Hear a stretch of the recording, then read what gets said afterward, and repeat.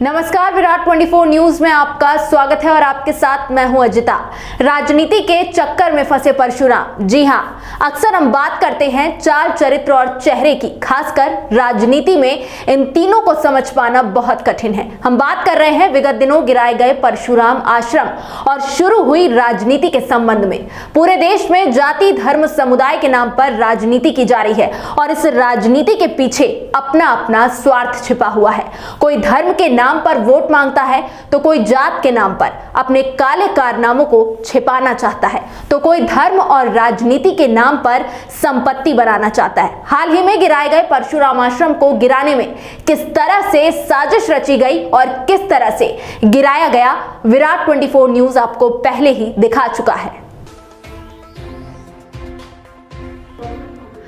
आश्रम गिराने के बाद जो राजनीति शुरू हुई उसके संबंध में अगर बात करें सत्ताधारियों की, जो हिंदुत्व की बात करते हैं, धर्म की बात करते हैं, उसी पार्टी के विधायक नागेंद्र सिंह ने इस आश्रम को गिराने के लिए पत्र लिखा। पूरे जिले में हो रहे अवैध कार्य, अवैध निर्माण में सिर्फ उन्हें परशुराम आश्रम ही दिखाई दिया। निश्चित तौर पर अवैध रूप से निर्माण किया गया था जो गलत था, प्रशासन ने गिरा दिया, जिसका समर्थन स्वयं अखिल भारतीय ब्राह्मण महासभा के राष्ट्रीय अध्यक्ष, ब्राह्मणों की रक्षा की बात करने वाले संजय त्रिपाठी ने समर्थन किया और प्रेस विज्ञप्ति जारी कर स्वीकार किया कि बिना स्वीकृति के अवैध रूप से शासकीय जमीन पर आश्रम का निर्माण कराया गया था, जिसे खाली करा लिया गया है। जब विराट 24 न्यूज के द्वारा यह मुद्दा उठाया गया कि अपने अपने परशुराम हो गए हैं, किसी ने आश्रम गिराने का विरोध नहीं किया, तो कई संगठन के लोग पहुंचे और फोटो खिंचाकर विरोध व्यक्त किया।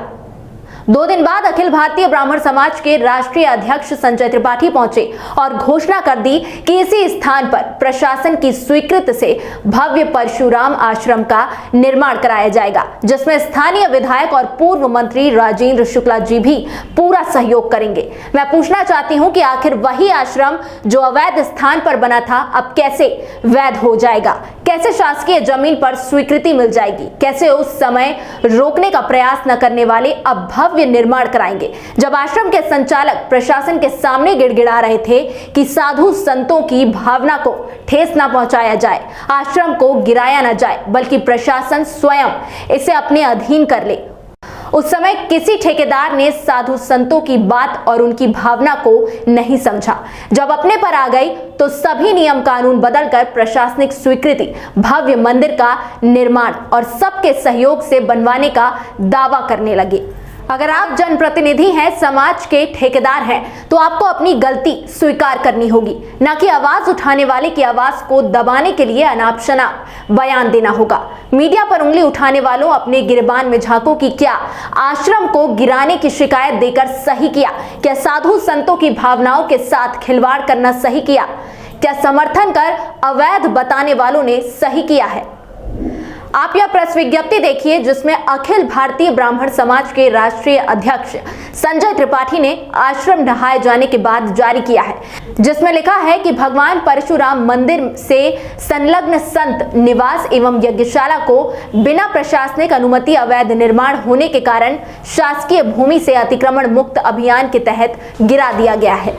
2 दिन बाद गिराए गए आश्रम में अखिल भारतीय ब्राह्मण समाज के राष्ट्रीय अध्यक्ष पहुंचकर घोषणा करते हैं कि इसी स्थान पर भव्य आश्रम का निर्माण कराया जाएगा और तालियां भी बजवाते हैं। क्या वाकई परशुराम राजनीति के चक्कर में फंस चुके हैं?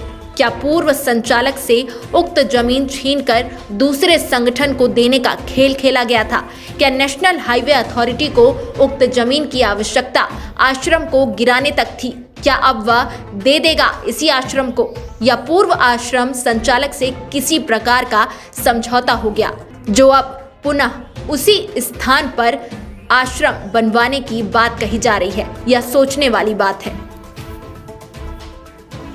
जायज कब्जा मंदिर के नाम से, मस्जिद के नाम से, धार्मिक प्रश्नों के नाम से किया जाना ये बिल्कुल उचित नहीं है।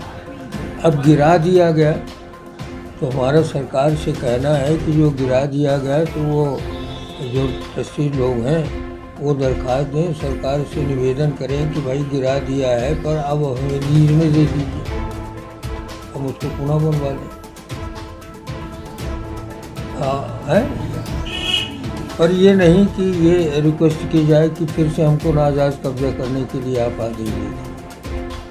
कानूनी एक आदेश आप प्राप्त कर लें सरकार से मिल करके कि भाई उसका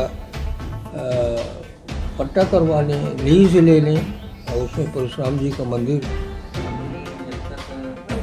शासन कार्रवाई कर रहा है, तब संजय त्रिपाठी की नहीं पहुंची। है संजय त्रिपाठी की नहीं पहुंची। हाँ। जब वो आश्रम गिर गए, इसके 2 से 3 दिन बाद जब खबर चली, तब वो पहुंचे और उन्होंने कहा कि यहाँ पर भव्य आश्रम बनाया जाएगा। हाँ। और फिर से निर्माण किया जाएगा। हाँ। और इसमें खुद राजेंद्र शुक्ला जी भी हैं। हाँ। और वो खुद निर्माण कराएंगे, तो क्या वो वैध जाएगी? निर्माण हो रहा है। हाँ, वो ऐसी बातें सामने आ रही निर्माण करवाएंगे, फिर से मंदिर ऐसी बातें सामने आ रही हैं। ऐसी बातें सामने आ रही हैं। ये तो ठीक नहीं है। क्या लग रहा है आपको, क्या ये राजनीति? अब ऐसा सवाल है कि अब कोई कह रहा है कि हम उसका भव्य निर्माण करवाएंगे, तो स्वतंत्र है भव्य निर्माण करवाने के लिए, लेकिन कानून के विपरीत तो होगा ही। अगर उस ज़मीन में निर्माणकर्ताओं का स्वामित्व नहीं है या किसी संस्था के मार्फत नहीं है, वो उनका भी स्वामित्व नहीं है, वो एक तरह से नाजायज़ है, तो ये कानून की निगाह से तो ये सही नहीं है।